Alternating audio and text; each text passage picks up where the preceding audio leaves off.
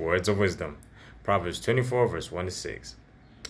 Don't envy evil people or desire their company, for their hearts plot violence and their words always stir up trouble. A house is built by wisdom and becomes strong through good sense. Through knowledge, its rooms are filled with all sorts of precious riches and valuables.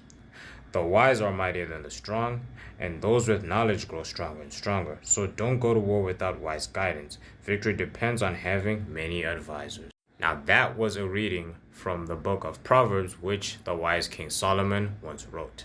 Now in that specific passage that I read, King Solomon talks about how wisdom can be very beneficial as opposed to those who are arrogant and evil. And now it's not right to call people arrogant or evil, like right into their face, but to identify them and depart from them is key. Because Solomon goes on to say that a house is not built off of evil, but instead it is built off of wisdom and its rooms are filled with knowledge. And the riches may be physical, but we're also talking about riches that come from the mind and the heart. And most importantly, riches that come from God Himself. Because without God, there is no wisdom, and without wisdom, there is no God, so you cannot prosper. So it is very vital that you have the Father, the Son, and the Holy Spirit beside you all the days of your life. As it says in the last line, so don't go to war without guidance.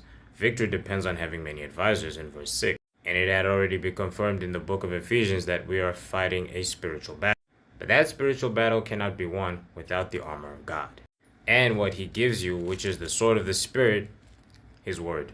So fight with this daily. So stay steadfast, don't give up, turn to the fullness of His love and compassion and the splendor of His joy, because peace from Him is what gets you winning. So call on the name of the Lord your God, and all will be handed to you, and the enemy will not be near.